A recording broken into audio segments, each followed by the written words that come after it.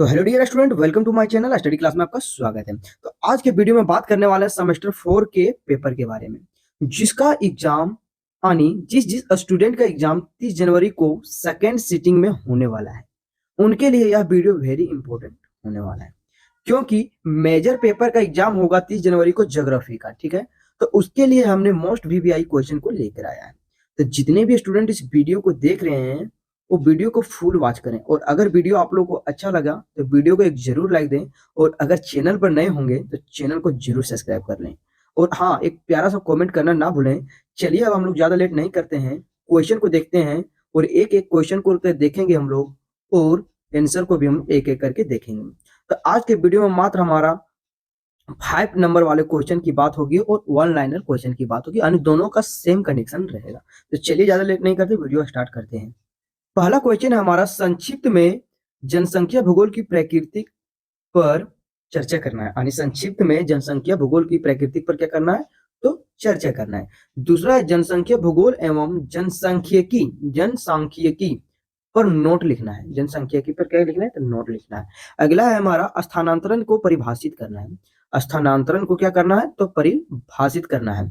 चौथा है हमारा कि जनसंख्या वितरण से आप क्या समझते हैं। चौथा क्या है, तो जनसंख्या वितरण से आप क्या समझते हैं। और पांचवा और अंतिम क्वेश्चन हमारा इस वीडियो का रहा कि भारत में मौसमी बेरोजगारी के लिए उपयुक्त उपाय को बताना है, ठीक है। तो आज के वीडियो में क्वेश्चन नंबर 1 से 5 तक को हम लोग करेंगे, और इससे अगले वाले वीडियो में क्वेश्चन नंबर 6, 7, 8 को करेंगे, ठीक है। तो इस क्वेश्चन का मात्र हम लोग का 4 से 5 वीडियो आने वाला है। तो चलिए क्वेश्चन को देख लिया, हम लोग आंसर को देखते हैं। तो पहला क्वेश्चन का आंसर हमारा ये रहा। पहला क्वेश्चन था हमारा कि संक्षिप्त में जनसंख्या भूगोल की प्रकृति पर चर्चा करना है। तो चलिए देखते हैं। जनसंख्या भूगोल मानव भूगोल की एक गति शाखा है। ये क्या है, तो गतिक शाखा है, जो स्थान यानी स्पेस के संदर्भ में जनसंख्या के वितरण और घनत्व, संरचना, प्रवास और वृद्धि के क्षेत्रीय भिन्नताओं को वैज्ञानिक का अध्ययन कराती है। यह केवल जनसांख्यिकी आंकड़े नहीं बल्कि परिवर्तनों के पर्यावरण और सामाजिक आर्थिक कारणों का विश्लेषण करती है। इसके जनक जीटी टेरवर्थ, यानी इसके जनक कौन है, तो जीटी टेरवर्थ हैं, जो कि मानते हैं। जनसंख्या भूगोल की प्राकृतिक मुख्य बिंदु की बात करते हैं तो पहला बिंदु है हमारा स्थानीय अध्ययन, यानी स्पेटियल एनालिसिस, ठीक है। यानी यह पृथ्वी पर जनसंख्या के वितरण और घनत्व का स्थानिक भिन्नताओं के आधार पर विश्लेषण करता है, जैसे शहरी बनाम ग्रामीण या मैदानी बनाम पर्वतीय क्षेत्र की बात करती है। अगला पॉइंट है हमारा गतिक और परिवर्तनशील, यानी डायनेमिक एंड चेंजिंग। इसकी प्राकृतिक परिवर्तनशील क्योंकि यह जन्म, मृत्यु और प्रवास यानी माइग्रेशन जैसे कारकों का कारण जनसंख्या में होने वाले निरंतर और बदलाव का अध्ययन कराती है। अगला पॉइंट है क्षेत्रीय भिन्नताएं। यह एक ऐसी स्थान है जो दूसरे स्थान पर जनसंख्या की विशेषता जैसे आयु, लिंग की संरचना और साक्षरता का भिन्नता की व्याख्या करता है। अगला पॉइंट है हमारा पर्यावरण और सामाजिक संबंध। यह जनसंख्या और पर्यावरण के बीच अंतर संबंधों का अध्ययन करती है, जैसे जनसंख्या का संसाधन पर दबाव। लास्ट और अंतिम पॉइंट रहा हमारा वर्णनात्मक विश्लेषणात्मक, यानी डिस्क्रिप्टिव एंड एनालिटिकल, ठीक है। जो कि यह न केवल जनसंख्या के आंकड़ा का वर्णन करती है, बल्कि यह विश्लेषण करती है कि क्यों और कैसे कोई क्षेत्र की जनसंख्या के मामले में विशिष्ट है। संक्षेप में यह विषय जनसंख्या की गतिशील का अध्ययन कर नीति निर्माण का उपयोग का आधार बन पड़ता है। तो यार क्वेश्चन नंबर पहला का आंसर जो कि हमारा 5 नंबर में भी पूछ सकता है और 1 लाइनर में भी पूछ सकता है। तो क्वेश्चन का जरूर फुल वीडियो देख के जाए ताकि आपका 30 जनवरी वाला पेपर में बल्ले बल्ले हो सके। चलिए आप क्वेश्चन नंबर दूसरे की ओर देखते हैं। तो क्वेश्चन नंबर दूसरा का आंसर हमारा ये रहा। क्वेश्चन नंबर दूसरा था कि जनसंख्या भूगोल एवं जनसांख्यिकी पर नोट लिखना था। तो चलिए देखते हैं जनसंख्या भूगोल क्या है हमारा। जनसंख्या भूगोल यानी पॉपुलेशन ज्योग्राफी मानव भूगोल की वह शाखा है जो जनसंख्या वितरण, घनत्व और आयु, लिंग, साक्षरता और वृद्धि स्थानिक विभिन्नताओं का अध्ययन कराती है। यह जनसंख्या और पर्यावरण से संबंध विश्लेषण कराती है, जबकि जनसंख्या की यानी डेमोग्राफी प्रजनन की क्षमता और मृत्यु दर और प्रवास का सांख्यिकी विश्लेषण कराती है। जनसंख्या भूगोल यानी पॉपुलेशन जियोग्राफी की बात करते हैं तो उसकी परिभाषा को देखते हैं तो यह जनसंख्या स्थानीय वितरण है, वृद्धि और विशेषणात्मक विशेषताओं का स्थान व समय के संदर्भ में अध्ययन कराता है। दूसरा अध्ययन के मुख्य घटक हैं, पहला है वितरण व घनत्व, यानी जनसंख्या के स्थानिक प्रतिरूप कहाँ लोग रहते हैं, और जनसंख्या की संरचना यानी आयु, लिंग और साक्षरता और व्यवसाय की बात होती है।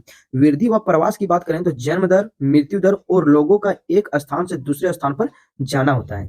इनकी महत्व की बात करें तो महत्व में यह संसाधन नियोजन यानी नगरीय विकास और नीति निर्माण पर्यावरण नियोजन के लिए आवश्यक है। यानी जनसंख्या यानी पॉपुलेशन, जो कि वितरण और आकार को देखें तो जनसंख्या विश्व के असमान रूप में वितरण है, जहां 2/3 आबादी वाले पूर्व मुख्य से रूप में पूर्व और दक्षिणी एशिया यानी भारत चीन में रहती है, यानी 2/3% आबादी वाले पूर्ण रूप से मुख्य में एशिया महाद्वीप में रहते हैं।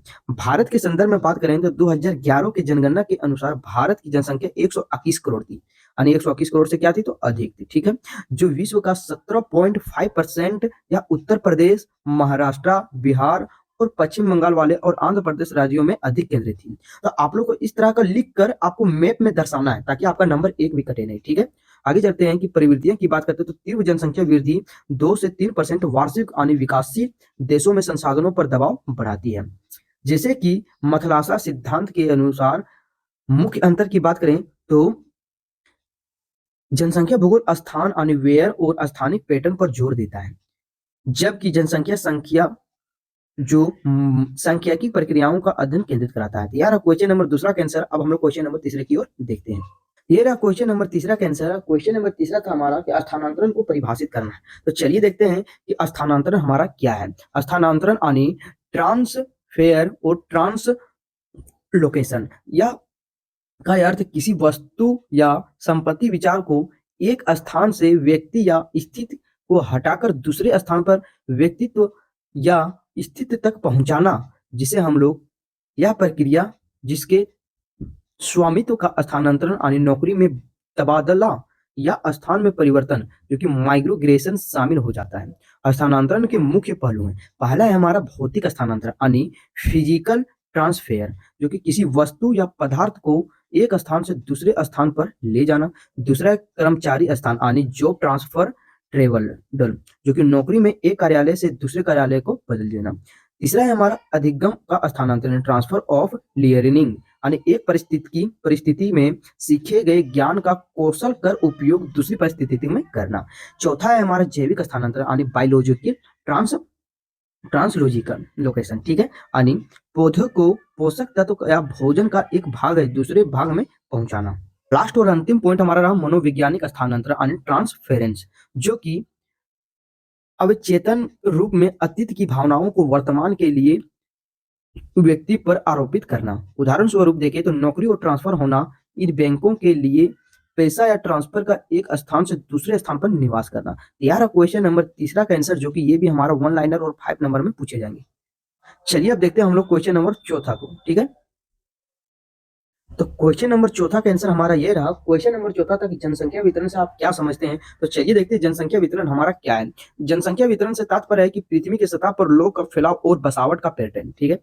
मुख्य रूप से समझना है कि जनसंख्या वितरण से यही तात्पर्य है कि पृथ्वी पर जितने लोग हैं उस पर अलग अलग जगह पर जाना, अलग अलग जगह पर जाकर बसना और उससे फैलाव होता है, बनावट होता है, पैटर्न को बदलता है। यह दर्शाता है कि किसी विशिष्ट और भौगोलिक क्षेत्र जैसे देश, शहर में लोगों किस प्रकार गुच्छेदार यानी एक समान और छितरे हुए और फैले हुए हैं। विश्व की लगभग 90% आबादी केवल 10% भूमि का निवास करती है। 90% आबादी जो कि 10% भूमि पर निवास करती है, जो इसके अत्यधिक समान होने को दर्शाता है। जनसंख्या वितरण के मुख्य बिंदु में पहला है हमारा असमान फैलाव, यानी दुनिया के सभी हिस्सों में जनसंख्या समान नहीं है। जहां मैदानी और उपजाऊ क्षेत्र उच्च घनत्व में, मरुस्थलीय पर्वतीय क्षेत्रों में कम होते हैं। प्रभावित करने वाले कारक की बात करें तो भौगोलिक जलवायु में होता है, जल की उपलब्धता और मिट्टी की उर्वरता की कमी के कारण होता है। आर्थिक की बात करें तो रोजगार हो जाता है और औद्योगिकीकरण यानी फैक्ट्री वहां पर नहीं लग पाता है, जिसके कारण घनत्व, जनसंख्या का घनत्व बहुत ही कम होता है। सामाजिक और सांस्कृतिक के कारण की बात करें तो वह वितरण में निर्धारित करते हैं। महत्व हमारा हो जाता है कि यह नीति निर्माण और संसाधन आवंटन को विकास की योजना के लिए आवश्यक है। जबकि प्रतिरूप यानी पैटर्न की बात करें तो इसमें गुच्छेदार और घनी आबादी वाले में शहर और या विरल में दूर दूर बसे गांव और पर्यटन शामिल होते हैं। यानी संक्षेप में जनसंख्या वितरण किसी क्षेत्र के मानव बस्तियों पर स्थानांतरण चित्रण है। तो यार क्वेश्चन नंबर चौथा का आंसर। अब हम लोग क्वेश्चन नंबर 5वां की ओर देखते हैं। तो क्वेश्चन नंबर 5वां का आंसर हमारा ये रहा। तो चलिए देखते हैं क्वेश्चन नंबर 5वां हम लोग का क्या था। क्वेश्चन नंबर 5वां था कि भारत में मौसमी बेरोजगारी के लिए उपयुक्त उपाय बताना है। तो चलिए देखते हैं कि भारत में मौसमी बेरोजगारी के लिए उपाय क्या है। तो भारत में मौसमी बेरोजगारी मुख्यतः कृषि में है, जो को कम करने के लिए कृषि विविधीकरण और ग्रामीण उद्योगों को बढ़ावा और मनरेगा जैसी योजनाओं को सुदृढ़ीकरण मुख्य उपाय है। रबी, खरीफ और बीच में खाली समय में पशुपालन, मत्स्य पालन और कुटीर उद्योग अपनाकर कौशल विकास द्वारा गैर कृषि रोजगार सृजित करके आय को स्थिरता ला जा सकती है। मौसमी बेरोजगारी को दूर करने के मुख्य उपाय है। पहला है कृषि विविधीकरण यानी डिवर्सिफिकेशन, जो कि केवल फसल पर निर्भर करने वाले बजाय किसान पशुपालन, डेयरी, मुर्गी पालन, मधुमक्खी पालन और मत्स्य पालन यानी मछली पालन को अपनाएं, जो पूरे वर्ष आय के जरिए बन सकते हैं। दूसरा है हमारा ग्रामीण उद्योग और स्वरोजगार यानी कुटीर उद्योग, हस्तशिल्प, खाद्य संस्करण और कृषि आधारित छोटे उद्योगों का ग्रामीण क्षेत्रों में बढ़ावा दिया गया है, ताकि फसल कटने के बाद भी रोजगार बना रहे। तीसरा पॉइंट है मनरेगा, जो कि यह सुदृढ़ीकरण है, जो कि महात्मा गांधी राष्ट्रीय ग्रामीण रोजगार गारंटी अधिनियम है। मनरेगा के तहत ऑफ सीजन यानी बेरोजगारी के समय में अधिक सुनिश्चित करना है। अगला पॉइंट हमारा बहुफसलीय कृषि यानी नई तकनीकें और सिंचाई के संसाधनों का उपयोग करके एक भूमि पर साल में एक से अधिक फसलें का उगाना होता है। कौशल और विकास प्रशिक्षण यानी कृषि श्रमिकों के तकनीकों और व्यावसायिक प्रशिक्षण देना, जिससे गैर कृषि कार्यों में जैसे प्लम्बिंग, सिलाई और ड्राइविंग में कुशल बनाकर वैकल्पिक आय और अर्जित कर सकते हैं। लास्ट और अंतिम पॉइंट रहा ग्रामीण बुनियादी के ढांचे का विकास यानी ग्रामीण क्षेत्रों में सड़क, गोदाम, कोल्ड स्टोरेज का निर्माण करना, जिससे रोजगार का अवसर बढ़े और फसलों में सही मूल्य मिले। इन उपायों का न केवल मौसमी बेरोजगारी को कम होगी, बल्कि ग्रामीण क्षेत्रों में शहरों और पलायन के लिए भी रोका जा सकेगा। ठीक है, तो ये रहा क्वेश्चन नंबर 5 का आंसर, जो कि ये हमारा 15 नंबर में भी पूछ सकता है, 5 नंबर में भी पूछ सकता है और वन लाइनर में भी पूछ सकता है। तो आप लोग अपने हिसाब से लिख दीजिएगा जिस क्वेश्चन में पूछे। तो चलिए, आप लोग को ये वीडियो कैसा लगा? तो वीडियो को अच्छा लगा तो वीडियो को एक लाइक जरूर कर दें, और अगर चैनल पर नए होंगे तो चैनल को सब्सक्राइब कर दें, और अपने दोस्तों के पास शेयर करना ना भूलें, ताकि आपका 30 जनवरी वाला पेपर में एक भी प्रश्न ना छूटे। चलिए अब हम लोग नेक्स्ट वीडियो में मिलते हैं। इसके लिए धन्यवाद।